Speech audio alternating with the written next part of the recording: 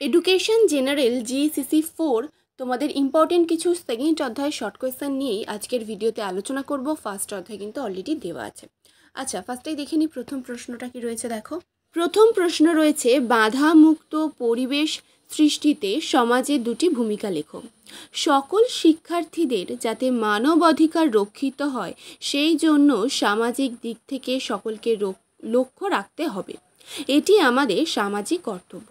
2 নম্বর, পরিবারের মধ্যে একাধিক শিশু থাকলে সকলের প্রতি সমান দৃষ্টিভঙ্গি নিয়ে দেখা দরকার, এটি একটি সামাজিক কর্তব্য।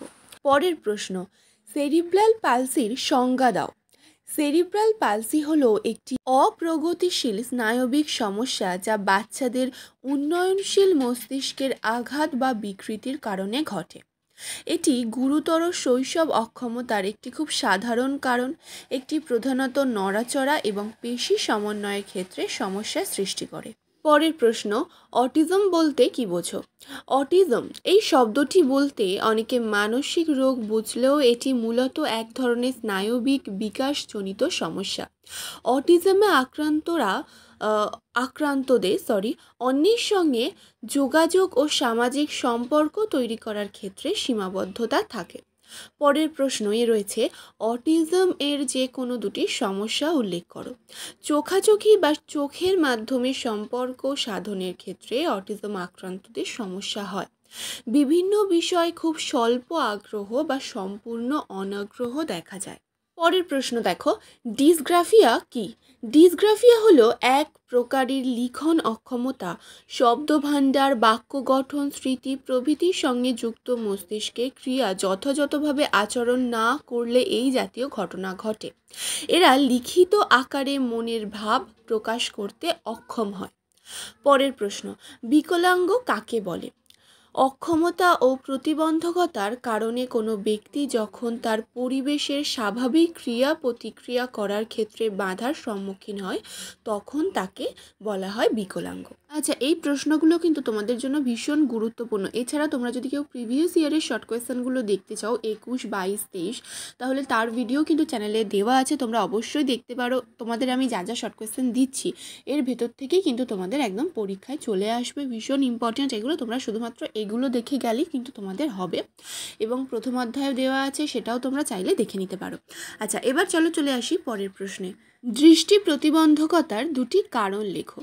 বংশগত ত্রুটির কারণে বিকলাঙ্গতা সৃষ্টি হতে পারে। আরেকটা হলো বিভিন্ন রোগ যেমন হাম, জ্বর, যক্ষা, রক্তাল্পতা প্রভৃতি কারণে শিশু বিকলাঙ্গ হতে পারে। নেক্সট, দৃষ্টি প্রতিবন্ধকতা প্রতিরোধের দুটি উপায় লেখো। বিবাহের পূর্বে পাত্র পাত্রীর রক্তের শ্রেণী নির্ধারণ এবং RH শ্রেণীর নির্ধারণ করা জরুরি। গর্ভবতী মা এবং নবজাতক শিশুকে নিয়মিত টিকা প্রদান করতে হবে। পরের প্রশ্ন, বহু ইন্দ্রিয় ভিত্তিক পদ্ধতি কাকে বলে? যে সকল ক্ষেত্রে একটি বা বিশেষ একটি ইন্দ্রিয়ের ভিত্তিতে শিক্ষাদান না করে একাধিক পদ্ধতি অনুসরণ করে একাধিক ইন্দ্রিয়ের সঙ্গে শিক্ষার্থীকে যুক্ত করে শিক্ষা দান করা হয় সেই পদ্ধতিকে বলে বহু ইন্দ্রিয় ভিত্তিক পদ্ধতি। পরের প্রশ্নে যাওয়ার আগে তোমাদের আমি বলছি, তোমাদের মধ্যে কেউ যদি নোটস নিতে চাও, এখন তো তোমাদের আর 1 মাস বাকি, আশা করছি এখন কেউ আর পড়ার জন্য ভর্তি হবে না। তাও যদি কেউ ভর্তি হতে চাও বা নোটস নিতে চাও, স্টাডি মেটেরিয়ালস কিনতে চাও, অবশ্যই কিন্তু তোমরা স্ক্রিনে দেওয়া নাম্বারে যোগাযোগ করতে পারো। আচ্ছা, পরের প্রশ্ন দেখো, গ্লুকোমা রোগের উপসর্গগুলি উল্লেখ করো। হঠাৎ চোখ লাল হয়ে ওঠা, চোখ দিয়ে জল পড়া, দৃষ্টি ঝাপসা হয়ে আসা, মাথার যন্ত্রণা হওয়া ইত্যাদি। বাধা মুক্ত পরিবেশ সৃষ্টিতে বিদ্যালয়ের ভূমিকা লেখো। বিকলাঙ্গ শিশুদের জন্য বাধামুক্ত পরিবেশ সৃষ্টিতে বিদ্যালয়ের প্রবেশদ্বারের পথ এবং শ্রেণীকক্ষের দরজা ঢালু এবং বড় হতে হবে। 2 নম্বর পয়েন্ট, শিখনের জন্য শিখন কার্যে ব্যবহৃত সরঞ্জাম এবং শিক্ষার্থীদের ব্যবহার্য সহায়ক সরঞ্জাম এমনভাবে হাতের কাছে রাখতে হবে যেন তারা তা সহজে নাগাল পায় এবং ব্যবহার করতে পারে। নেক্সট, ডিসলেক্সিয়া বলতে কি বোঝো? ডিসলেক্সিয়া আক্রান্ত শিশুদের শিখতে সমস্যা হয়, এর ফলে তাদের ভাষা মনে রাখতে, পড়তে, লিখতে, বানান মনে রাখতে বা কথা বলতে সমস্যা হয়। ডিসলেক্সিয়ার ফলে বিশেষ কিছু কাজে শিশুদের সমস্যা হলেও এর সাথে বুদ্ধিমত্তার কোনো সম্পর্ক নেই।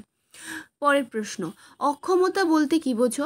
শারীরিক গঠন, অঙ্গ সংস্থানগত এবং পেশিগত কোনো অসুবিধা যদি কোনো শিশুর দৈনন্দিন জীবনে বিভিন্ন কাজকর্মে বিশেষ অসুবিধা সৃষ্টি করে, তখন তাকে বলা হয় অক্ষমতা। এখানেই কিন্তু তোমাদের দ্বিতীয় অধ্যায়ের ইম্পর্টেন্ট প্রশ্ন শেষ হলো। মাত্র এই কটা প্রশ্নই পড়লেই কিন্তু তোমরা 100% কমন পেয়ে যাবে। এছাড়া আমি যে প্রিভিয়াস ইয়ারের প্রশ্ন তোমাদের অ্যান্সার করে দিয়েছি, সেই ভিডিওগুলো দেখে প্র্যাকটিস করলে ওভারঅল এগুলো পড়লেই কিন্তু তোমাদের হয়ে যাবে। এছাড়া তোমাদের কিন্তু আমি একটা সাজেশনও দিয়েছি, ফাইনাল সাজেশন, তোমাদের অধ্যায় ভিত্তিক যে সাজেশন সেটাও কিন্তু দেওয়া আছে। সেখানে কিন্তু একদম যে প্রশ্নগুলো তোমরা পড়লে 100% কমন পাবে সেই প্রশ্নগুলোই শুধুমাত্র দেওয়া আছে।